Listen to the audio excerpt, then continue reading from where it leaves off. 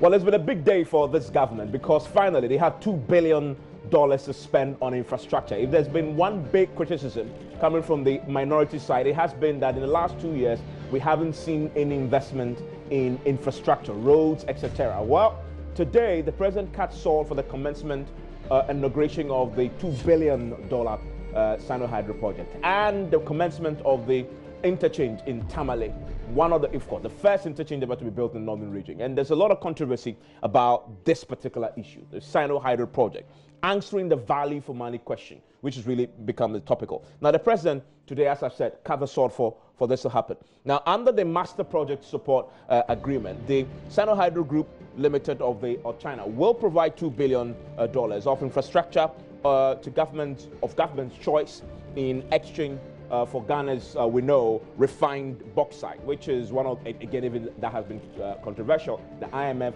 has been forced to pronounce on this matter whether it's a loan or a barter deal. Now, government is expected to set up, as we know, a refinery that will then refine the raw bauxite to be mined mostly from the Etiwa forest in the eastern region. That in itself, again, is controversial. There's so many controversial issues about this particular agreement with China. Also, government says the project will create thousands of jobs, and so this is absolutely necessary across all 16 regions where the project will be executed. Now, each of the 16 regions will benefit, according to President today when he launched the project in Tamale, from road buildings, from judicial service, industrial parks, landfill, hospitals, etc., will all be built. Now, the first phase of the project will see, from what we know, Accra inner city roads, which we understand is about to start. There is a value for audit question that the minority is asking. We'll interrogate that shortly. Over 80 kilometers will be done and improved. Over 100 kilometers of Kumasi and Mampon inner city roads will also be upgraded. Construction of interchanges in Tamale and Sekendi, which we know has begun today. We also know the traffic prone Adenta Dodowa roads will also be dealt with. A total of 39 kilometers of roads within Sunyani, Birkum will also be dealt with in this matter. Now, President Akufo-Addo today gave directive for all the projects to be completed within 30 months. In fact, that is what is in the agreement that have been signed. And he says he wants to insist that that is kept to strictly that time frame. Now, on the back of the several government projects failing to meet the completion deadline, President Akufo-Addo said he will not entertain any delays at all in this, especially when you're going to an election year in 2020. Now, also directed the implementing industry, ministries and agencies to ensure strict supervision for contractors to adhere to the completion date. We also know that NDC cautioned that the contractors be mindful of the environmental issues as well. The minority is questioning the credibility of the value for money audit that has been done into one aspect of the deal, which is the inner city, Accra Inner City project. And the value for money audit puts the total sum $72 million. And they make the point that, in fact, there's a savings of $4 million. We'll interrogate that. The minority says that particular value for money audit is questionable. They question the institution that in fact did it, that did that report as well, which has become very topical as well. They say the Ghana Institution of Surveyors is not the appropriate institution to be conducting this particular audit on government projects. They say they're unused to. Ghana is not used to the institution of surveyors doing value for money audits, and they've questioned that. Also, it admits there isn't a specific legal requirement. That's government position, though. Government says there isn't a specific legal requirement. There's no rule that requires that we have value for money audits, but explains it has been something that we've been doing over the years. And the minority has cited many instances in the past when they've done roads that required value for money audits before Parliament approves it. Big question. Value for money assured? This is a key question that we'll be analyzing today, and I have two individuals in the studio who really understands this. The best people to really ask. This is a big deal, $2 billion. Minority says, show us the value for money audit. Show us the Attorney General's advice on the matter, because you cannot spend that much, especially when you're dealing with China.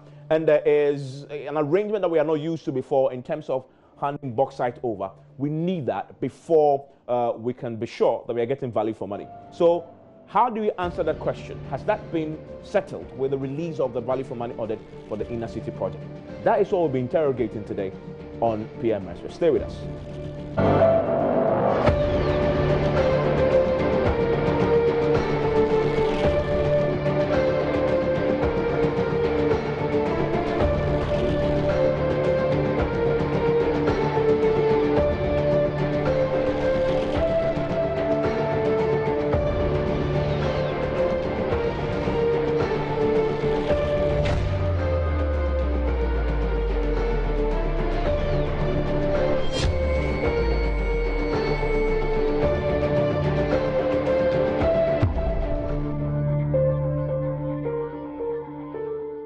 With us here on PMS. My guest in the studio is a former roads minister in the John Mahama administration, Mr. Inusa Fuseni.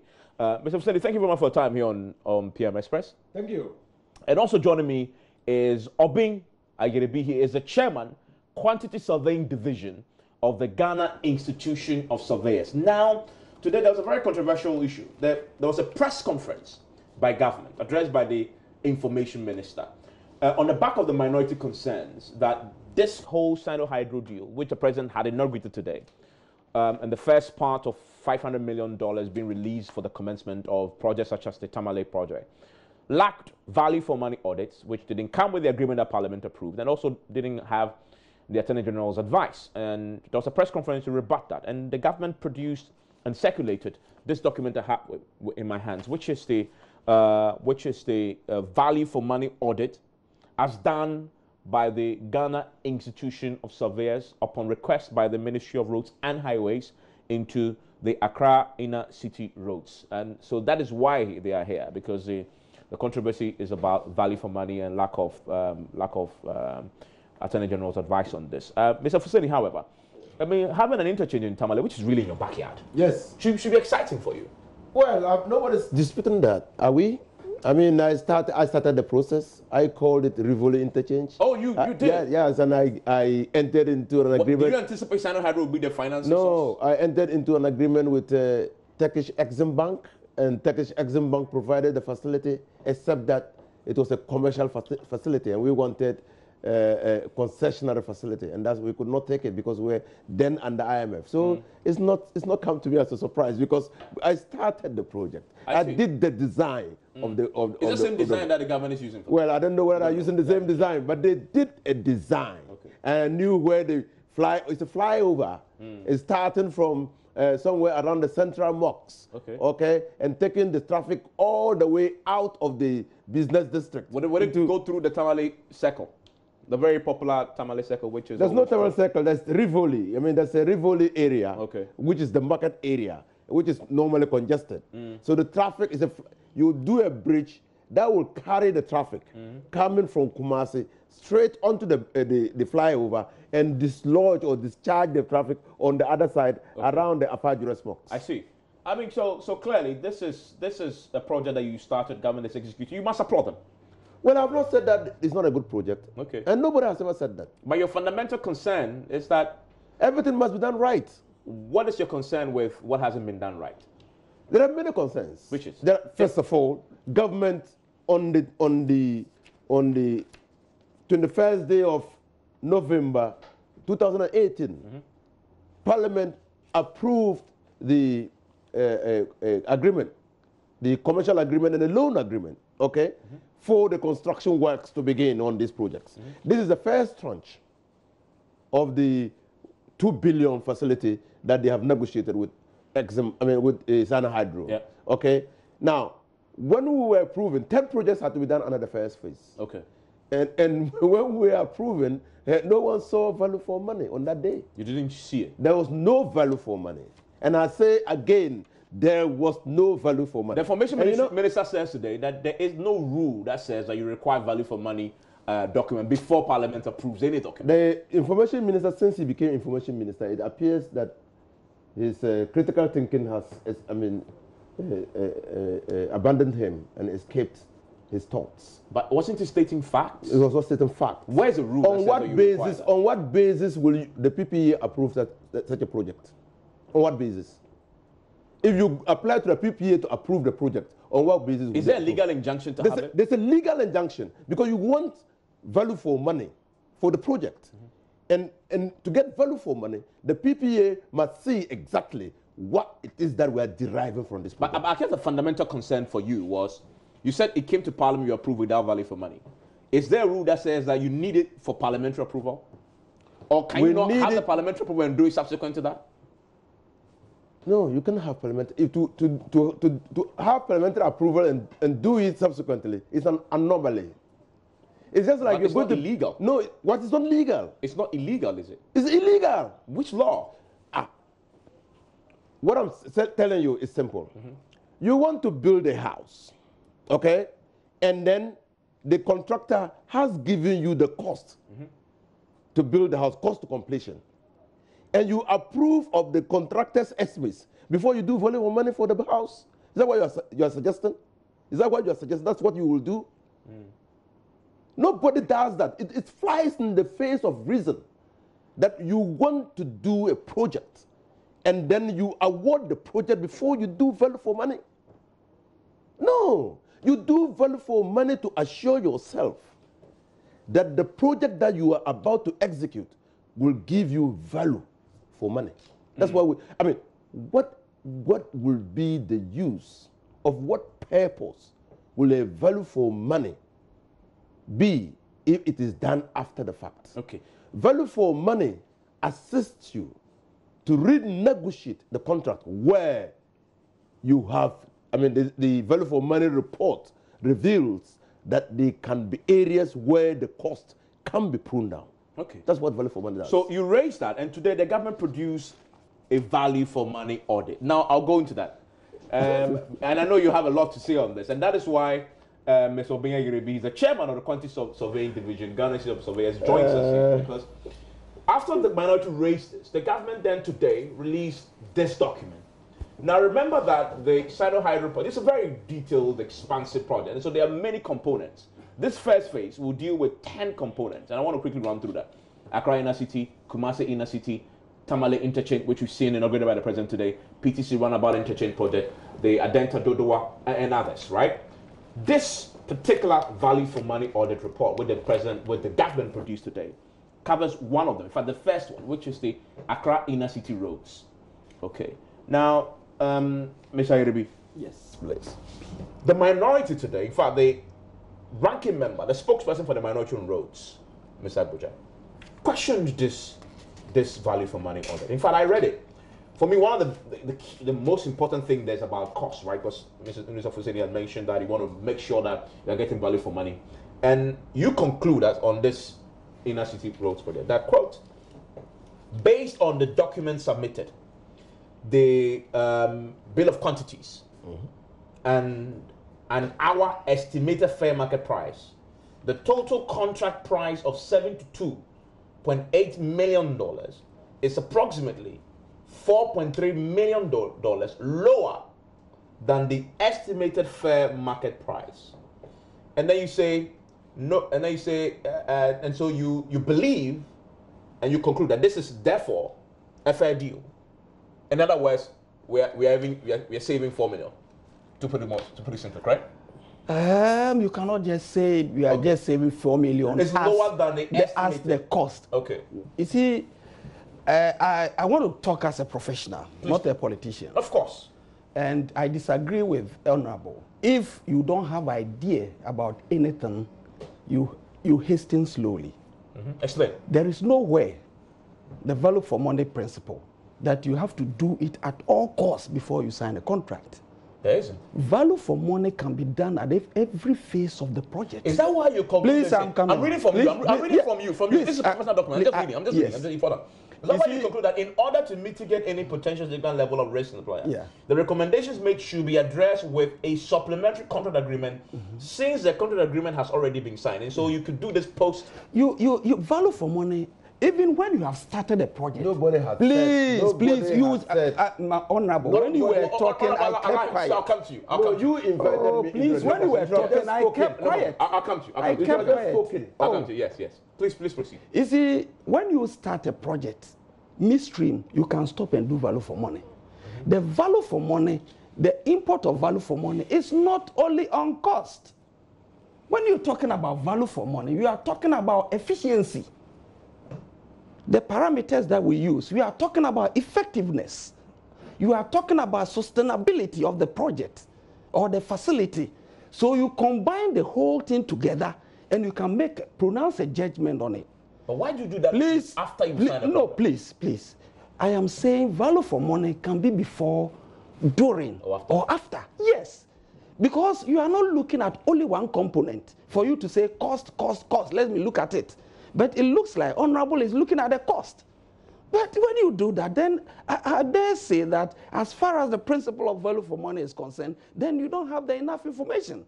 So when you don't have some information or you are not briefed with certain things, you don't go forcibly and pronounce certain information on it. Is that a professional position on this matter? That is how value for money is analyzed.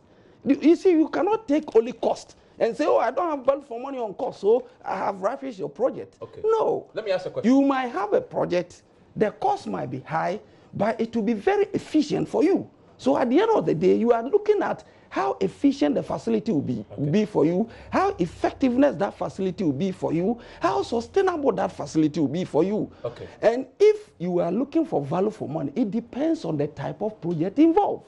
On this project? It depends on the type of project, PPP, build, operate, transfer. My question to you, on this project, you're using taxpayers' money. They're going to pay this. Yes. You're saying that it's still prudent to do the value for money post? You can do value for money at any point during the course of the project. Yes, I don't see anything wrong with that because the principle is that just slow down for me. This is taxpayers' money. You're saying. Yes. This is a project that we'll pay for. Yes.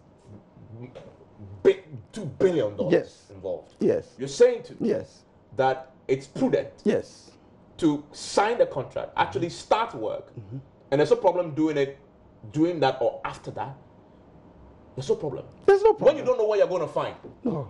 So my question to you is, if you did it post the project, and then you find that, my goodness, cost-wise, you didn't have value for money. Efficiency-wise, it wasn't value for money. How do you correct it when you've already spent the money? You bring a lot of things to fore. In every project, there are variations. In every project. When the project is complete? No, it's not complete. You say you can do it after as well. Look, I am saying after signing of the contract. After the signing of the contract? Yes. It's not that when the project... do it before the project commences? When the project is completed, you can do value for money. And after the project is complete? Yes. And pronounce on it. Can you answer this for me, please? Yes, briefly? please.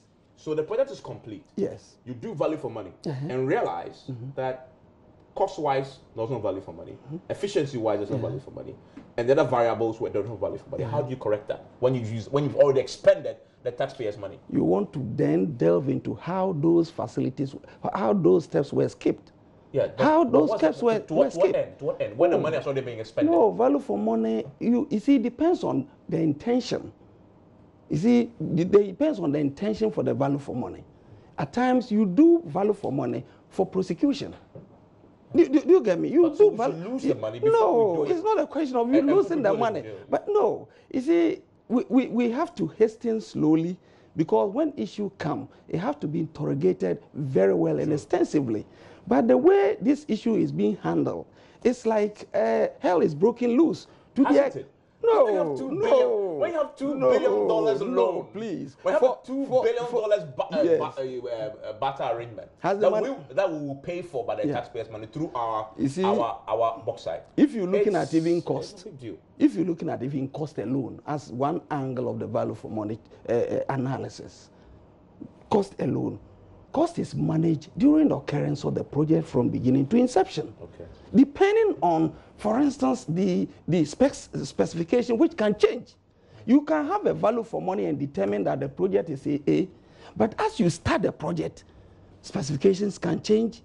A lot of things will come in that will increase the project cost to a higher figure. What will you say to that? You are saying, because I have value for money for, say, 72 million, fix some, go and do it. If even when I go to the grounds or I take possession of the project and the circumstances are such that I need to vary some portions of the project, will I say because I've determined the cost and signed contract, they should go ahead, they should go away. Is that how we are analyzing the whole show?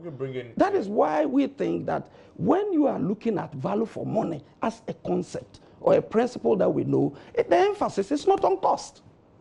But now it's like emphasis is on, oh, the cost, there's no value for money on cost. No. Let me bring it honorable. When you speak that way, then you don't have a lot of information about what the subject you are talking about. Don't serve your own interest. Don't conclude. First of all, in your report, you are saying that the 74 million based on fair price value. What is that? What's fair price value? When you indicate that as part of the indices based on fair price value, what are you talking about? Estimated fair market price. Price. What are you talking about? It is not the emphasis. What are you talking about? Estimated market price is not singling out only the cost aspect. What is that? Because there are a lot of factors. There are a lot of factors that dictate the fair market price. Okay. And what is there are a lot of factors. Price? A price that. Okay, so okay. So when you talk about efficiency, what does it mean? Efficiency is measured when similarly circumstanced projects undertaken by different actors have one doing that project at a lower cost. That's efficiency. No, please. I disagree with you. Is he honorable? No. Please, you disagree with me. You say I should keep quiet. You keep quiet and I'll talk. Okay. 2, you're saying that you don't require value for money at the inception of the project. Have I said that? He's not saying that. He says that everybody knows that value for money is a continuing process. That's when you are saying no, but you are saying without that, then please. You said I didn't understand. I practiced it. You are a professional. I practiced it. Okay, for a number of years, and I practiced it with your colleagues. Okay, value for money. You just use a term variation. So if there's a variation and the contractor puts in a claim for an adjustment in prices, don't you do value for money? Well, what do you mean by value for money for a variation adjustment? No, you don't do it. There are. No, you don't do it. Please, that is not the value for money. Okay. You see, so please. He varies the contract because of fluctuation or variation. And then he makes a claim. And that is not value for money. Wait. Please. Honorable. It's okay. Let me explain what I understand. Because you are asking what you understand might not be the right thing. That is why I'm here. Please. No, you're not a professor. You're not here to teach me. You're not here to espouse your views. Yeah. Now, when somebody puts a variation, you have to subject the variation to analysis to know whether the variation can be sustained or not. The process of analyzing the variation is value for money. It's value for money. 2, why value for money is a continuous process is that even in the execution of the contract, like they have gone to Tamale to Katsord, in the implementation of the contract, when there is physical contingencies, you come across something that you did not prepare for. Now the contractor is going to claim it. When the prices of materials that are used for the execution of the project increase or change, you have to look at it. And then you look at the social cost of the project. Because the value, the benefit of the project might extend beyond a certain time. So what will be the benefit going forward? How will the benefit translate to the social economic well-being of the people? Will you reduce cost of doing business in Ghana? Will it enable farmers to bring in their foodstuffs to Accra? Will you reduce foodstuff poverty in Accra? These are all value for money indices. But for me, as a member of parliament, if the taxpayers' money of 2 billion is sourced to execute a project, what do you think my interest will be? Cash? Cash. But the point project. is, should that be the only factor here? No, the cost of, I look at the cost of the project. But how will I know and satisfy myself that at the point that I'm being invited to consider approving this project, somebody has done all the, has factored in all the indicators and come to the conclusion that, in fact, we should go ahead? How will I know? Okay, so Mr. Ayeribi, I want us to go to the specifics. We've talked about the general. And first of all, again, you see, we are being told that they did a value for money on Accra City Road. On Accra City Road. At how much? At what cost? Well, the cost that has been indicated is in the value for $72.8 million. The document in Parliament that we approved, Accra City Roads, which is an 84-kilometer road, will cost, the total cost of the project is $94,150,334.30 Ghana, for $30. Because you make that point, and I also noted to you that there is another document, which the memo that accompanied the document that came to Parliament, which is the joint memorandum to Parliament by Honourable Minister for Finance and the Honourable Minister for Roads and Highways for the approval of the commercial agreement. So I'm just stating this fact. And in that document, it puts it at 72 million. I'm just stating this fact because the Ghana Institute of Surveyors Ghana Institution of Surveyors. Yes. Ghana Institution of Surveyors is saying that they were presented with documents, which documents manifested, evidenced a 72 million. Yeah. Which is also what is in the memo. And then they did a value for money audit on the 72 million.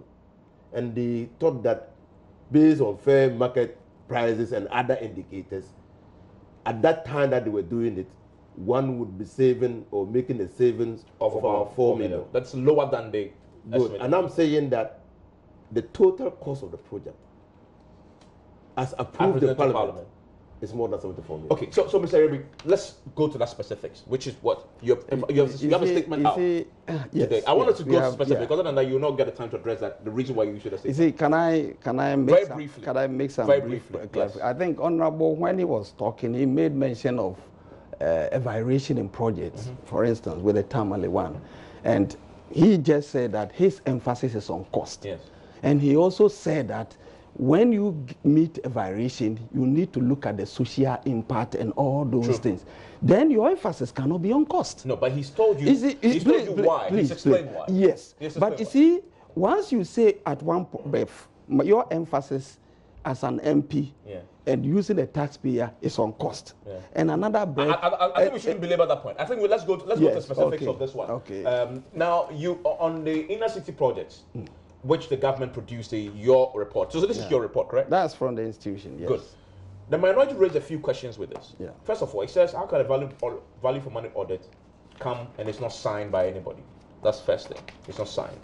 They call the credibility of the report into question. However, also, they make the point that this report was April 2019. We are 10 days into April. Yeah. Right? And this agreement was approved by Parliament, Honorable when? On the first day of November 2018. Yes. In fact, in your report, you were requested to do this in December. Yeah. Okay. This is almost a month after the deal had been approved. And then you presented to government in April 2019. Is it the final draft or final report? Which one is this one? Is this the final of the draft? Because this is what government gave us. Yes, but got my information from the Secretariat is that the contract was given to the institution in December of last year. That's true, which is what I said. Because it's indicated in the report. Yeah, December of last year. 17th, and the final draft was submitted to the ministry on the December, 4th. you got the request to do this. On 4th April of this month. Of this month. Yeah. Now, but this is 72 million. Were you aware that this is just part of a bigger chunk of project? You were aware? Yes. Were you asked to do for all the other projects, or just this once inner it city? singles out the whole This request, is very, very important. the whole request came for value for money for the Sinohydro project. For the entire Sinohydro project? For that matter. I wasn't involved in it, but the secretariat, you see, normally when such requests come, and they normally come, they come from a lot of organizations, government organizations and all. The president selects some members as a committee, and they will look at it on behalf of the institution. So perhaps they might have done other value for money for the other components, which once it's not here, I can't speak to that. Okay, but I just want you to clarify this, but this is important. So you have government requests to do value for money for the entire $2 billion Sinohydro. I guess so, but because this one is just for a component. The inner city. Yes. Right? That is what we have. Yeah. But I'm clarifying whether you have the request from government to do for everything else. For the request that came to the secretariat, I'm not privy to, but it was on Sinohydro project. As to whether they broke it down to Accra City and this and that, probably. Because this one is Accra City. Yes, but it was on the Sinohydro project. So yes. you're saying that it was on the Sinohydro project. Accra City, there's also the Kumasi City, and there are 10 of them, but you think you have everything. Okay. So if that is the case, then how do you respond to the concerns that have been raised? That this document that government has produced today is inadequate, doesn't do justice to the concerns that have been raised. What are the issues? What are the issues? Audits for example, the minority do they have specific issues with it that because A, B, C was not there, therefore we call it such an important document? Yes. It's not signed by anybody from your institution. It's one of the key things that have been raised. Are you sure it wasn't? No. I don't. Normally, when we finish, there's a covering letter that is attached every report. Not all the reports. For instance, this is the government's document that was given to us, and it's not signed. It only has your Ghana institutional surveyors. Yes. You see, that's it. Yes. Right? Is that the standard practice? Oh, I have submitted reports just with covering letter. And it goes. I signed a covering letter and it's deemed to be. You have an issue. I have done that before. You have issued a statement tonight and have an issue with the minority position that they're taking on your work. Yes. What is your beef with them? The beef is that they're calling into question our competences, that we are not the credible organizations to do value for money for government. Because they say that this is not the usual practice in government. Who said so? Under NDC government, we were doing value for money. Under NDC government, the request was coming. We were doing value for money. The crown agents that the minority referred to, or the honorable referred to, the members within those crown agents that undertake value for money are all quantity surveyors. So if you don't know, say, I don't know. And in any case, we have the competencies as professional body in Ghana here. We are all talking about local content. So if it has been done by local professional body, do we prefer them, the crown agents who are British based, to do when taxpayers' money are going to be used? When we have the competencies here locally to do this, and we say it is not a normal practice, we do. Most of our members work with these auditing firms. When you are talking about value for money or project audit, project performance review in the built environment, there is no other professional than quantity surveyors. Indeed, jobs given to some of these multinationals, we work with them closely. So it is what we do. Know which professional bodies is competent to do value for money in Ghana. They should tell us. Better than the institution of surveyors, where we have quantity surveyors. Final question before I go to Mr. Onisofo. It's April 2019, just when the minority. So, did you? What accounted for the delay? Because I see that you were requested to do this in December. Like I told you, I wasn't part of the team. But you see, when you are doing reports like that, you probably prepare reports, the draft, you take to the client, reviews, he brings. Who knows that something like that might have gone on, and that is why it has counted for the delay. The information probably that you require You need to have all of them. And as you continue to do, you ask questions. When we are giving those information, you work with them. Have you found anything so far in your work that suggests that we might have a big issue with the project that might require substantive tweaking of the contract based on the value for money audit you've done so far for them? Yes, value for money is based on the designs and a survey of the area. However, once the project starts, certain things that probably you might not have anticipated might come up. So when it comes up, we will address them. But for now, it's not clear. For now, it's okay. Okay. We address them as it comes on. So the fundamental questions have been addressed. He says that they've done the value. They've been requested to do value for money for everything, and so no, they have not done the value for money on everything. Well, that's what he says. That's what he says, but they have not done value. How do you know that, Mr. Fusini? We don't have them here, do we? But the man is telling you, the man has requested. It comes from the Ghana Institute of Surveyors. Why are you doubting? It's not Ghana Institute of Surveyors. No, it's the man who is in charge of quantity surveying division. Yes, that's a division. Nobody doubts it, but he's not Ghana Institute of Surveyors. I don't get your query. I am here. Excuse me. Yes. Allow me to do my job. I don't get your query on that matter. The query is that we are discussing Accra inner city rules. Yes. You have documents evidencing value for money on Accra inner city rules. It would be presumptuous to think that all other value for money audits have been done because you have seen a value. Why would it be presumptuous when the man in charge of the division responsible is sitting here telling you that we have been requested to do? No, don't jump to that conclusion. Don't jump to that conclusion. Now, you've done value for money audit? Yes. On inner city. On inner city. And like I told you, inner city is the total cost, the final cost is 94 million. Yeah. I don't know how we can reconcile that. I'm going to reconcile two documents that I'm going to reconcile it for you. Yes. The EPC contract price is 72,837,698.14. Okay. That's what they did value for money on. Management fee for that amount. Management fee for that amount is $586,524,052. Commitment fee on that amount is $397,397.35.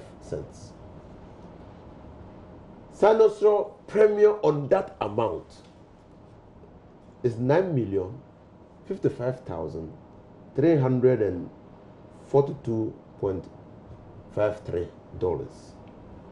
Interest and fees for interest during construction period for that amount is $11,273,371.74. That gives you the 94 million. So that's the actual total. That's the actual total. And that did total, you know this? This total is 85% of the contract price. Now, that total is 85%. So the amount that you have done excludes all this plus the 15% government contribution. Government, this whole amount that I've mentioned is 85% of the cost. So what is the value for money talking about? Is it talking about 85% of the cost of construction? Mr. Abe, did you know this? Oh, well, because this is a parliamentary document. This is a parliamentary document. Obviously, it's not. Yeah, it's not something. But with the government, because I noticed in your thing, you say that as part of the value for money, the client must provide you with documents. Yeah. Were these documents provided to you? Oh, these parliamentary documents, I don't think. I don't know. Let me quote from your own document, because your value for money audit says that the documents you received, right, list contract agreement. Mr. Nusa, is this a contract agreement you're quoting? No. This is the report of the committee. Particular conditions of contract. Yeah. General conditions of contract. Employer's requirements. Contractor's proposal. Bills of quantities. Those are the documents you got and used. Yeah. And none of these documents. Yeah. So the bills you are saying that the bills of quantity that you got gave you the total cost of 72? You see, what I'm saying is that the value for money No, the no, emphasis you is bought not. bills for I quantity. know bills of No, quantity he's talking about is one component. No, but he's talking Yes. about the cost bit. Yes. On the cost bit. Oh, of well, the value for I money. can't sit here and go through these I see there's a part details. of your report that might address your concern. And I want to quote it. Okay. It says, this is price review summary. Quote, it has been shown, Supra, that the contract price is as offered and agreed is lower than the EFMP, which is estimated fair market price, when excluding employer's supervision and the physical contingency. Thus, the overall estimated contract price of 72.8 million stands, with the summary as per the estimated bill of quantities in the EPC 10 key agreement. And I'm saying that, Evans, I'm saying that that is not the estimated total contract price. That's just what I'm saying. I'm saying that even assuming but not admitting that they worked with the EPC contract price, minus the management interest and everything, I'm saying that that represents 85% of the total cost of the project. And so how could it be that is the total contract? It cannot be. It cannot. Well, what's your reaction to this? Does this affect the outcome of the work you've done? No, it doesn't affect the outcome of the work. If you had this, wouldn't it have been better? I think this is a parliamentary document that I don't have any information on that. Maybe so I I cannot critique. I should have the question differently. Yeah. Let me read it Would for you, you. would you read it for you. Would it have been better to have this when you were doing this particular work for government? For supervision, for what he These quoted, the the supervision, total the sum. interest, Yes. and all those things. Yes. Would you have been? Would it have been more appropriate and more accurate for you in doing your work to have Well, if this? it had come, you just look at it and comment on that. Because look, if you're looking at the economy aspect of the value for money, you want to look at the cost of capital. You want to look at the type of project. If you need equity contribution, how realistic those things are. You need to do all those analysis before you can arrive Would this at have enhanced the quality and accuracy of the work that you've done for government? I can't speak to that because I don't know the source of the information. Even though it's in Parliament, I can't speak to that. I can't speak to that because I don't have it. I'm just going to say that Sinohydro, and first of all, every quantity surveyor who's done government contracts on loan knows that to secure government commitment to the execution of the project, the template is always to demand between 10 and 15% of government contribution. It's a standard practice. I think this one is 15%, correct? This was 15%. Yeah.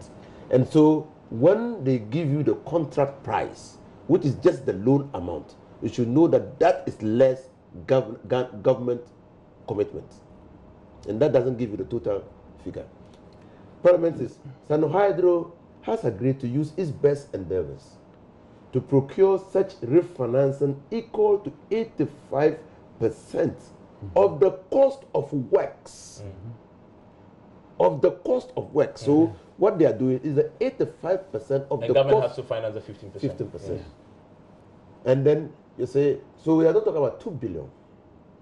Even we're not talking about 74 now, because it doesn't finish. It says, and to finance the project upon availability thereof. So if it's not available, okay, so we'll take a short break. When I return, there is a further concern the minorities raised, the absence of an Attorney General advice to accompany the document that came to Parliament. Why is that important? Stay with us.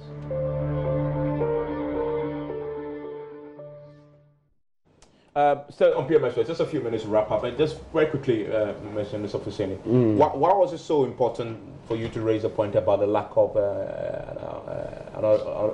the lack of an advice from the Attorney General? But because I read the it's very simple. When you go to paragraph 50 of the report of Parliament, the EPC amount, including financing costs, is given 646,637,879.74. The tenure of the loan is for 15 years. The grace period for repayment is 3 years. Repayment period is 12 years. The interest on the loan is 6 months US LIBOR plus 2.8% per annum. Management fee is 0.7% flat. Commitment fee is 0.50% per annum. And Sinohydro insurance. These are terms. Okay? So you are entering into an agreement with a construction company, an EPC 10-key agreement with a construction company. And you are saying that they should use its best endeavors, okay, to go secure a loan. Okay, you have already given these terms to the EPC contractor to take it like a blank check. Go look for the money upon these terms from any bank. We are prepared to sign it. A deal with you. The issue is, don't you think that tying the hands of government to this agreement requires a legal opinion? The government says there is a legal opinion. The government says what? There is legal opinion. Where is it? The information minister said it at a press conference. Where is it? He's seen it. Oh, but why are you? I'm quoting what the government said today. The fact that you haven't seen doesn't mean that doesn't exist. I believe in a physical manifestation of documents. I don't believe in hearsay. Because if you actually read the contract agreement that I showed you, he also mentioned that this was done with Finance Ministry, was also together with the roads and the Attorney General's office. Yes, but we've not seen. So we demanded on the 21st day of. So if there's a legal opinion, why is government not making the legal opinion available? Because on the 21st day of November 2018, must you have it? Yes, we must. But you've already approved it. But why do you think that we are in Parliament for? If parliamentarians approved it, no, why do you think we are in Parliament for? My question to you is that you didn't have it yet, you approved it. That suggests to you that it doesn't a prerequisite. Well, I saw your report, your FM report, and you admitted that the majority used its numbers to approve the law. So, okay. I saw it. So what are you going to do now? Because what I'm saying is that inaugurated so why? Finally. So the project's off the ground. Funding's in. Road is started. Well, I wish him well, but I don't think that the matters that we're talking about should just be wished away. Okay. And in fact, his failure or default in adhering to laid down ways of doing these things actually calls into question his earlier pronouncement to protect the public purse. That's Inusa Fuseni. You believe you've been maligned, but you're okay. You're not gonna. What are you gonna do about the concerns you had about you being correctly questioned? Well, I think they will have to admit and probably backtrack on that. You are demanding a retraction? And I don't think that is what the press conference is seeking to do. You just want them to do it. No, we're trying to let them know, and the people of Ghana know, that there are that competences in Ghana that handles value for money. And I believe if we are talking about local content, we need to look within instead of all the time rushing to bring somebody from abroad to come and probably do something that the taxpayer money is being used to. I'm grateful that you joined us. Thank you. Mr. Fuseni, obviously, is a former roads minister. Enjoy the rest of your evening.